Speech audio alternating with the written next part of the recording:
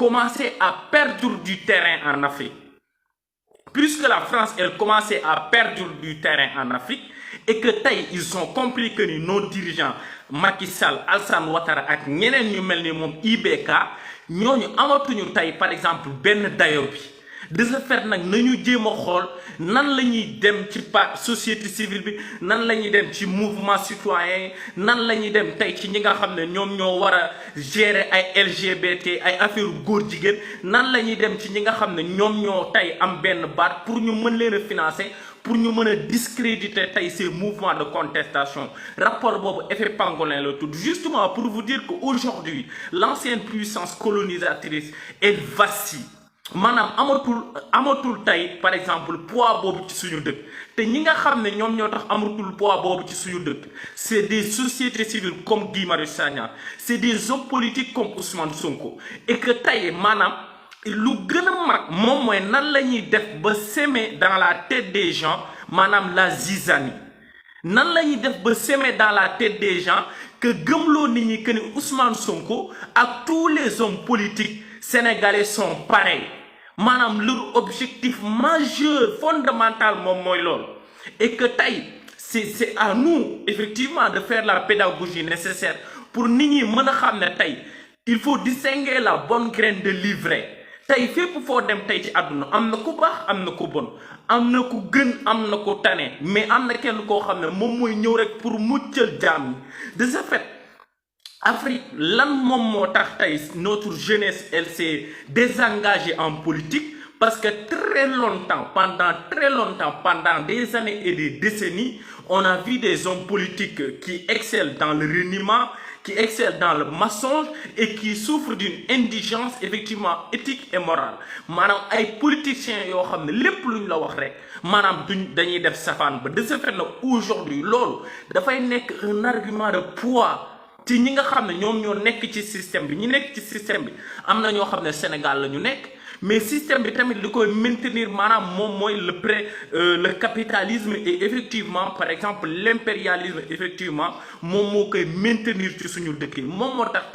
détachement bobu dañ ko wara am ci Ousmane Sonko manam compréhension bobu noonu dañ ko am ci Ousmane Sonko gis nga Ousmane Sonko à chaque fois qu'il sort pour prendre position de façon très claire par rapport au système bi ni mu démé na leen leer ni suba ils vont ménager tous leurs efforts pour mener par exemple barrer cette mouvement de contestation mais aussi ce regroupement de masse par exemple pour défaire ce système bi ni nga xamné non lay teudé mom motax ñun aujourd'hui man je pars de ce principe je pars de ce postulat Ousmane Sonko ici d'ici 2024 il nous reste du temps d'ici 2024 ils vont tout faire pour discréditer ce mouvement pour discréditer madame cette prise de conscience qui est en train de voir le jour gis nga Afrique heure bu libéré ci domination impérialiste heure bu libéré ci France ak nim ko teunké heure bu libéré par exemple dans effectivement de nos hommes politiques yi nga xamné pendant des générations ils sont en train quand même de nous éhonter heure bu libéré ci lolu dina dem gis nga li nga xamné mom mo xew Afrique y a aucune part de fatalité c'est possible parce que les exemples sont là on a vu des pays qui étaient dans des conditions extrêmement difficiles et aujourd'hui ils s'en ont sortis haut la main. Tu prends l'exemple de la Chine. La Chine, elle s'est faite de 1949 à nos jours, à 45, effectivement, de 49 à nos jours, madame, on parle même du miracle chinois. Parce que Chine, madame, dañ leen yàggoon dominer. Effectivement, dañ leen yàggoon exploiter. Mais en 1949, bi Mao Tse-tung accédé au pouvoir, il a compris que ni dëkk patriotisme moom moo koy defar. Gis nga concept yi Ousmane Sonko di utiliser, ce ne sont pas des concepts vains. Ce ne sont pas des concepts qui sont dénués de sens. Ce sont des concepts qui doivent être explicités, qui doivent être quand même vulgarisés. Ba tay képp ku nekk maanaam mën a xam lan mooy patriotisme ban rôle ban devoir nga am yak sa dëkk maanaam c'est effectivement Mao Zedong bi mu accéder au pouvoir c'est ce qu'il a fait finalement maanaam gëmloo gars yi ne leen tey par exemple suñu dëkk buñ ko defaru kenn du ko defar gis nga mag ñi maanaam ay ñoom Thomas Sankara ñoom ñëpp dañ ko doon wax daf ñu doon wax naan c'est l'Africain qui fera évoluer son continent gis nga Afrique moom mooy le seul continent boo xam ne des indépendances à nos jours c'est le seul continent qui vit d'aide maanaam ñun suñu dëkk yi mooy Macky Sall li muy def bu demul ñaane ji aide ñun du suñu état du dox ñun ñooy le seul continent te boo xoolee suñu continent particulièrement paradoxalement moom moo am toutes les richesses yi nga xam ne adduna bi ñëpp dañ koy convoitiser tey Union européenne bu ñu soxlaa jën parce que seen géej gi amatul dara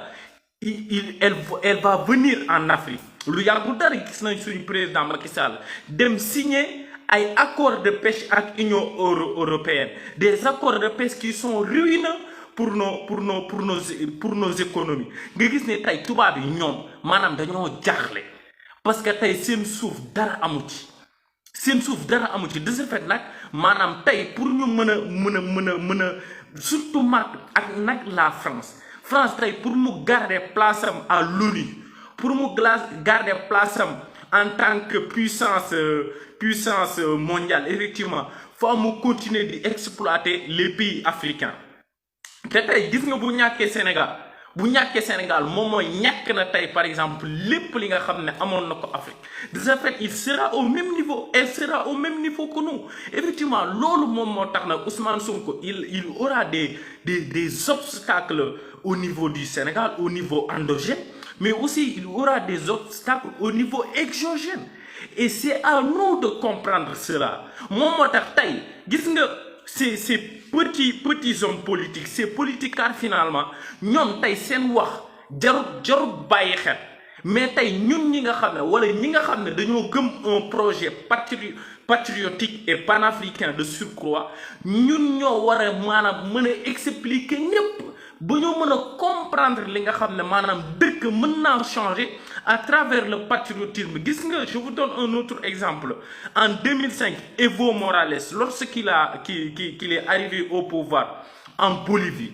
bi mu ñëwee au pouvoir en Bolivie dafa fekk Bolivie di dund li nga xam ne loolu la Sénégal di dund tey hier Ousmane Sonko il a dit dans ses propos mu ne contrat yi dañ ko war a renégocier journaliste bi laaj ko ne ko non contrat yi ni mu tëddoo tey est-ce que y aurait un moyen pour ñu renégocier ko Ousmane Sonko avec effectivement une pertinence sans égale il a montré aux journalistes que ni contrat yi mën nañ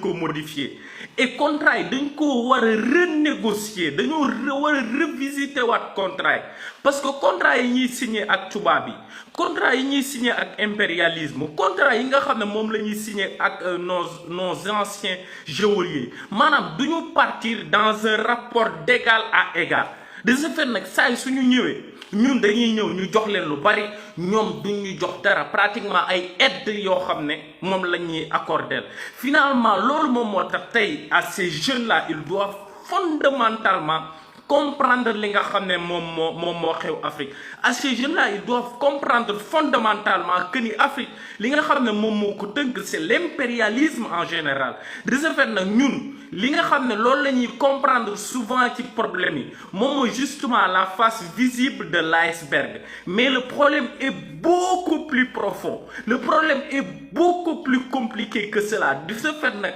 ñi nga xam ne ñoom ñoo ànd ak Ousmane Sonko gis nga dans nos pays maanaam dafa am ay réalité pour atteindre tey par exemple benn électorat bu mag maanaam il faut se conformer quelque part avec ces réalités là moom moo tax une révolution par essence ne doit exclure personne elle doit permettre à chacun de se faire ou de se refaire maanaam loolu moom moo tax nag par exemple nit di maanaam mën a dilater xolam mën a am indulgence boobu tey képp ku pare pour ànd ak Ousmane Sonko wala pour ànd ak tey ces jeunes là muy Guy Marius Sagna muy les autres personnalités de la société civile ceux qui croient à un projet panafricain ceux qui croient en l'Afrique ceux qui croient au Sénégal ñi nga xam ne dañoo bëgg ànd pour changer effectivement le continent maanaam képp ak fépp foo mënoon ti nekk tey boo ñëwee pour ànd ak nit ñi ci changement boobu maanaam gars yi dañ laa war a yaatal dañoo war a dilater seen kër pour que nga xam ne par exemple nit da ngay am maanaam yeewute boobu nit da ngay am compréhension boobu pour ñu mën a changer tey paradigme bi ñu nekk parce que tey maanaam ce combat là doit être un combat des masses. Ce combat doit être un combat des masses et que aujourd'hui moom la benn mag di wax naan par exemple souvent daf koy wax naan l'opinion elle est barbouillée de préjugés gis nga opinion maanaam souvent elle est barbouillée de préjugés moom moo tax tey Ousmane Sonko défaut bu mag wala bi mu war a relever wala Ousmane Sonko sax du ko relever parce que il l'a expliqué de 1000 manières de 1000 façons finalement mais ñi nga xam ne ñoom ñoo ànd ak moom ñoom ñoo war a am tey benn compréhension surtout ñi nga xam ne ils sont sur les réseaux maanaam insurrection intellectuelle boobu foofu la war a jaaree pour ñu mën a comprendre tey li nga xam ne moom moo xew man pratique personnellement li nga xam ne moom moo ma gën a ñor moom mooy tey li nga xam ne moom mooy xew suñu rapport ak Occident musuñoo am au 21e siècle musuñoo am un leader politique boo xam ne dafay affronter à telle enseigne par exemple mais avec une telle véhémence l'ancienne puissance colonisatrice tey li nga xam ne beneen exemple bi ma leen di jox fan yële le 13 la xaw ma bi Sénégal bi ñu organiser marche bi ñu caricaturé waatee le prophète ba Sénégal ñu organiser marche ban homme politique ngeen gis mu dem teewe marche boobu doo leen ko gis à part Ousmane Sonko parce que tey nos hommes politiques derrière leur tête jàpp nañ ne ku ci France jàppalewu doo accéder au pouvoir c'est des faits c'est des réalités ça a toujours été comme ça aujourd'hui Ousmane Sonko il est tey l'antithèse de ces considérations yooyu de ces conceptions yooyu tey Ousmane Sonko maanaam mënul am avalu Quai d'Orsay wala Élysée Ousmane Sonko il a compris que ni c'est un homme politique qui doit se faire il a compris que par exemple l'origine de nos mal li nga xam ne moom moo xew ci suñu dëkk yi c'est l'impérialisme en général lui il l'a compris moom moo tax il prend des positions très très risquées léegi nag position yu très risquées yi nga xam ne moom lay prendre lan moom mooy mën a tax nag position yu risquées yooyu mën a nekk tey une brèche pour la gloire moom lenn rek moom mooy mën a tax mooy mu am une adhésion populaire assez forte gis nga tous ces pays qui ont changé et que tey ñu leen di xool naw leen à un moment donné de leur histoire ils ont eu cette insurrection intellectuelle hommes yi nga xam ne nit ñi nga xam ne ñoom ñoo incarné ce changement maanaam le peuple s'est solidarisé avec ces gens-là et finalement ils ont réussi à changer leur pays maanaam aucun pays n'est condamné à la pauvreté aucun pays n'est condamné à la pauvreté maanaam àdduna tey ni muy doxee tey la gën a yomb aucun pays n'est condamné à la pauvreté tey li nga gis ni moom mooy xew Sénégal ay dirigeants yu mel ni Ousmane Sonko wala li nga xam ne moom mooy xew Afrique ay dirigeants yu mel ni Ousmane Sonko rek ñoom ñoo mën a tax maanaam ñu jugee ci changer boo xoolee tey ay Éthiopie ay jamono boo toogaan di wax sax dañ naan la boo nekkee boo xiifee ba sonn bu ñu lay xas dañ naan la tu es un Éthiopien regarde ces pays-là aujourd'hui parce que tey ces pays-là ils n'ont pas été colonisés pratiquement finalement par la France ces pays-là ils ont été colonisés par les Britanniques parce que Britanniques yi lan la ñu gënee France ñoom après indépendance yi bi ñuy dem dañoo dem seen yoon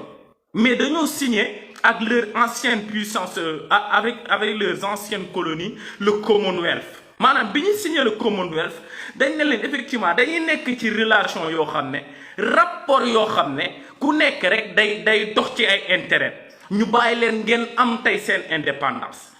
comprendre nga moom moo tax tey boo xoolee en Afrique paradoxalement souvent dañ naan Afrique dafa pauvre mais xool leen les pays yi nga xam ne maanaam Grande-Bretagne moom moo leen colonisé wu tu regardes l'exemple du Nigeria xoolal tey nan la ñu mel xoolal tey Ghana nan la ñu mel xoolal tey pays yooyu nan la ñu mel maanaam ce sont des pays qui commencent à aspirer au changement tey boo xoolee amul benn y a aucun pays qui a été colonisé par la France au sein du continent africain qui a aujourd'hui accédé ne serait-ce qu'à la croissance économique. Amour. Souvent, on nous parle de croissance économique, une croissance à 2 chiffres au Sénégal. C'est archi faux. C'est une croissance qui a été créée, provoquée par des entreprises étrangères, par des multinationales. De ce fait, ça ne reflète pas l'état réel du pays. Où par exemple, au même moment, les gens, ce sont des crèves la faim. Ils sont dans des conditions extrêmement difficiles. Madame, paradoxe bobo, que quand un pays a une croissance économique, les dirigeants de vanter, ça doit refléter les conditions de vie de ces sujets, finalement de ces citoyens. Mais dès que vous avez aduna, nous avons une croissance économique bu baax. Quelque part ngay gis ni ay poches de pauvres, ñepp pauvre pratiquement ci dëkk bi, mais plus de 60% de taux de pauvreté moom moo am Sénégal, plus de 65% de taux de pauvreté. Ça ne rime pas avec une croissance économique boo xam ne par exemple c'est une croissance boo xam ne Sénégal lay jëriñ. De ce fait finalement loolu la loolu nag la ñu war a comprendre moom moo tax tey suñu économie boo ko xoolee structurellement ni mu tënkoo maanaam étranger yi ñoo ko tënk. Boulul français chinois yi ñoo ko tënk boulul chinois yi libanais yi ñoom ñoo ko tënk de ce fait finalement loolu moom mooy le problème loolu moom mooy le problème moo tax quand on parle de souveraineté Cheikh Anta Diop daf ko doon wax naan souveraineté bi nga xam ne moom la ñu war a njëkk a dox wuti ci ko moom mooy la souveraineté économique. Souveraineté économique nag maanaam mën naa nekk par exemple justement buñ koy wax aujourd'hui c'est une vue de l'esprit. Mais ce sont des hommes qui vont incarner cela. Nit ñi nga xam ne ñoom ñoo mën a incarner cela. Aujourd'hui, on est au 21e siècle. Maulana Cheikh Ibrahim daf ko doon wax naan le 21e siècle, c'est le rendez-vous des Africains. Et que là, tey nag lan la ñu am déficit d'hommes yoo xam ne ils savent pertinemment les enjeux qui sévissent un peu partout dans le monde. Tay bu ñu amee ay am nañ nag un homme boo xam ne il comprend ce qui se passe de bout en bout de fond en comble il comprend parfaitement ce qui se passe il comprend comment fonctionne le monde il a fait le tour du monde il a fait le tour des révolutions qui ont eu un peu partout dans le monde il comprend que ni tey il a la certitude que ni tey li nga xam ne moom moo ñu tënk certes am na loo xam ne c'est le système endogène mais am na loo xam ne c'est le système exogène foo ñu am ay nit ñoo xam ne par exemple ay autorités yoo xam ne ay hommes politiques yoo xam ne dañuy négocier ak les blancs à mémoire et à dignité égale léegi loolu nag ay nit ñoo koy incarner parce que tey ay modèle rek moom moo fi am quand tu réfléchis tu le fais à travers un modèle Ousmane Sonko il a vu des choses qui ont marché ailleurs. Et il est apte, il a les possibilités de le faire. Il a l'intelligence de le faire. Il a aussi le courage de le faire. Parce que Ousmane Sonko, le projet qu'il a porté aujourd'hui, il faut avoir le courage pour le faire. Parce que mom la len di wax sank tay nos hommes politiques Sénégal ñepp nak tous les hommes politiques excepté Ousmane Sonko je dis ça très clairement kenn amul sañ-sañu taxaw jël yenn position yi à l'endroit de l'ancienne puissance colonisatrice moom moo tax tey nag tey ku nekk war naa comprendre loolu tey souvent boo xoolee Ousmane Sonko bu ko tubaab bi di définir sax duñ ko définir comme un homme politique boo xam ne il est prometteur boo def naan sax dañ naan c'est un activiste gis nga ces termes là tey quand on parle de Kémi Séba bu ko RFI wala France 24 di définir dañ naan c'est un activiste duñ ne c'est un leader panafricain dañ naan c'est un activiste par essence c'est un terme péjoratif. De ce fait, quand les blancs nous définissent des gens qui aspirent à un projet panafricain exclusif, un projet exclusif et intégrant, madame dañuy jàpp ne par exemple ñi ñu war a discréditer la Ousmane Sonko ñu ngi koy discréditer ci biir mais ñu ngi koy discréditer ci biti. C'est aux jeunes aujourd'hui qui aspirent au changement de comprendre cela que ni monde bi tey ni ñuy doxee maanaam Afrique dañ ko considérer maanaam nous on nous applique la politique du cheval maanaam c'est nous qui portons les autres mais nous sommes les plus pauvres de surcroît léegi nan la ñuy mën a porter les autres continents et quelque part ñun ñooy les pays les plus pauvres mais loolu mënul nekk c'est paradoxal tey lépp lu ñu soxla tey ci suñu dëkk yi la ñuy ñëw jën sax seen dëkk yi amuñ ko jën sax ñoom seen dëkk yi amuñ ko bu ñu soxlaa jën ils sont obligés de venir chez nous ñu ne ñun amuñu les potentiels ñu ne ñun amuñu tey les conditions ñu ne ñun amuñu tey par exemple les voies et les moyens pour sortir tey ci conditions de dépendance yu ñu nekk l'Afrique n'a pas besoin de la France c'est la France qui a besoin du continent africain seen président Jacques Chirac wax na leen ko Jacques Chirac loolu la leen wax ne leen la France a longtemps saigné le continent africain Jacques Chirac moom moo ko wax mais ce n'est pas n'importe qui c'est un ancien président de la France ça ce sont des réalités tey Ousmane Sonko bu ñëwee wax ko dans un autre une autre effectivement dans un autre vocabulaire dans un autre langage mais effectivement c'est une réalité même ñoom ils le reconnaissent finalement même ñoom tey boo xoolee tey musuma gis loolu musuma gis tey nit ñi tirer ci l'ancienne puissance maanaam ku nekk day critiquer jeunes yëpp Afrique boo demee ci site France 24 danga ko fay fekk Afrique ba mu daj ñépp ñoom ñooy tirer ci France ñépp ba mu daj mais tey France boo xoolee maanaam day entêté wu ci pour rester ci Afrique lu yàggul dara gis ngeen interview bi Macron def Jeune Afrique lan la ci wax mu ne notre destin et l'Afrique est lié nos histoires sont liées justement pour conquérir tey suñu xol justement pour conquérir tey xol ñu ñuy seeral parce que xam nañ ni ñun très souvent nous sommes trop émotifs bu ñu waxee loolu rek très souvent dañuy reculer parfois Ousmane Sonko bu teniree benn discours wala un leader boo xam ne dafay professer une rupture dañ naan non kii il est un peu radical mais c'est comme ça ñoom seen mag yi dañ leen ko doon wax général de Gaulle daf leen ko doon wax naan leen les états n'ont pas d'amis ils n'ont que des intérêts tey bi mu àndeek États-Unis en 1966 xam ne États-Unis intérêt la doon topp ñoom ñu war a topp seen intérêt mais en 1966 général de Gaulle dafa génn OTAN justement c'était pour préserver les intérêts de la France justement ñun nag amuñu ay dirigeants yoo xam ne am nañ courage pour préserver nos intérêts on a un état bourgeois finalement c'est ça notre problème on a un état bourgeois qui est l'auxiliaire de l'ancienne puissance colonisatrice justement ñoom nekkoy wuñ fi lu dul seen bopp tey xoola tey pandémie bi fi ñu nekk aujourd'hui on assiste effectivement à une recrudescence de l'immigration clandestine au Sénégal. Il y a pas mal de jeunes qui ont perdu la vie dans la Méditerranée. Combien de jeunes ont perdu la vie dans la Méditerranée? ñaata jeunes aujourd'hui te nit ñaa ngi gën a dem boo xoolee aujourd'hui dañoo yokku socialement les gens ils ne tiennent plus. Paradoxalement, on a augmenté le budget du Conseil économique, social et environnemental. Li nga xam ne Idrissa Seck daf ko jiite. Mais c'est paradoxal. Quand on dit qu'on n'a plus, on a plus de perspective, ils n'ont plus d'argent. Mais nan la ñu mën a yokkee tey par exemple budget chez CSE non seulement cette institution elle est inutile et budgétivore mais yokkaat nañ budget pour ñu gën a am xaalis donc tey ñun ñi nga xam ne nous tous qui souffrons nous devons nous unir. Faut faire comprendre cela aux gens. On a en face de nous un état bourgeois. Il faut rompre radicalement avec ce système-là. Un état qui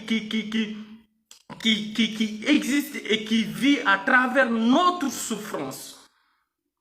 À travers notre souffrance. Et effectivement, loolu moo yàgg a xew tey ci àdduna bi. Gis nga dans les autres pays, ils ont fait leur révolution pendant très longtemps. Ils ont compris que cela ne pouvait pas continuer. On ne peut pas être dans un pays où il y a effectivement deux classes. Et classe yi nga xam ne moom moo am ci dëkk bi moom mooy cette bourgeoisie ñi nga xam ne ñoom ñoo incarné tey l'État. Mais un homme politique il ne peut pas être un milliardaire c'est archi faux. Tey Sénégal bu ñu la falee tey seen waa kër commencé woote ay xew. Seen waa kër commencé woote lu ne parce que dañ naan par exemple dem na ci mbandu xaalis ba fa ñuy amee xaalis fa la dem. Justement, l'État est considéré aujourd'hui, faire de la politique est considéré comme le moyen le plus facile pour avoir une ascension sociale. Justement loolu nag maanaam loolu lañ war a renverser suñu xel yi. Loolu nag par exemple du ñu renverser ko, ce n'est pas renverser Macky Sall qui fera changer ça, mais c'est rompre avec le système. Justement, Ousmane Sonko, dans sa clairvoyance, il dit que le système n'est pas caractérisé par tel ou tel homme. Le système, c'est un modèle qui est là. Lolo nak lañu wara rompre. Kon buñ fi nek finalement di attaquer kenn, mais nañ dem ci ciapandaw gi. Le système bi nga xamne mom mo nek Sénégal di dundu dafa arranger par exemple la finance internationale. Mom mo tax ñom duñu def dara pour système bi changer. Dara duñ ko def pour système bi changer. Nous serons exploités. Les programmes d'ajustement structurel vont venir de bout en bout, de fond en comble. On va nous imposer des programmes d'ajustement structurel. FMI et Banque mondiale de définir suñu ay politique. Des pays qui sont indépendants depuis plus de 70 ans et qui attendent effectivement que leur politique soit définie par des institutions comme FMI et Banque mondiale. Mais c'est quand même aberrant. C'est absurde finalement.